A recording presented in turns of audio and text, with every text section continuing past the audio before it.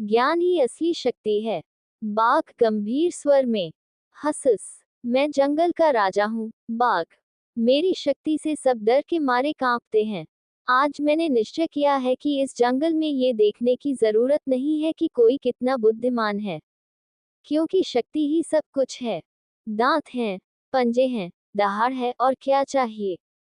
ज्ञान तो सिर्फ उन कमजोरों के लिए है जो किताबें पढ़ते हैं। जब तुम मेरी तरह बलवान हो, तो किसी और ज्ञान या बुद्धि की जरूरत नहीं है। लोमड़ी धूर्त मुस्कान के साथ, अरे अरे महाराज, इतनी बड़ी बड़ी बातें कहने से पहले एक बार सोच लीजिए। आपके पंजे और दांत तो बहुत मजबूत हैं, लेकिन बिना ज्ञान की शक्ति का पता कैसे चलेगा। ये तो कुंद तलवार की तरह है। आप देखेंगे, कई बार ज्ञान शक्ति से भी बड़ा हो जाता है।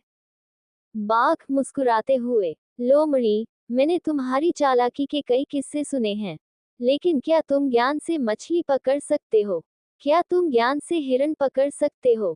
शक्ति ही असली चीज है, समझ रहे हो? जब मैं दहाड़ता हूँ, तो पूरा जंगल कांप उठता है। क्या ज्ञान का इस्तेमाल तुम्हें इस तरह डराने के लिए किया जा सकता है? बकरी धीरे से, लेकिन निडरता से, बाघ, मैं एक छोटा जानवर हूँ, लेकिन एक बात बता दूं, शक्ति महान है, लेकिन ज्ञान के बिना वह शक्ति कभी कभी खुद को नुकसान पहुंचाती है। एक बार मैं अनजाने में एक झाड़ी में फंस गया था, और बाद में मैं अपना सिर बाहर निकालकर बाहर निकल पाया। अगर मैंने सिर्फ अपने सींगों से धक्का दिया होता, तो शायद मैं अभी भी फंस जाता। परीक्षा ली जाएगी। लोमड़ी चालाकता से, महाराज, मैं एक खेल का प्रस्ताव रखता हूँ। आपके पास शक्ति है, और मेरे पास बुद्धि है। देखते हैं कौन बड़ा है, शक्ति या ज्ञान। आज हम तीनों के बीच एक प्रतियोगिता होगी। बाघ आत्मविश्वास से, हाँ हाँ हाँ, तुमने बहुत सही कहा। इस प्रतियोगिता में मैं अपनी ताकत दिखाऊंगा, ज्ञान तो बस एक कहानी है। बकरी हंसते हुए, मैं निर्णायक बनूंगी। मैं देखूंगी कि किसका ज्ञान और किसकी ताकत सचमुच काम आती है। दृश्य 3, बाघ की ताकत की परीक्षा। लोमड़ी हंसते हुए, ठीक है महाराज, उस पेड़ को देखो, उसे उखाड़ दो, अपनी ताकत से करो।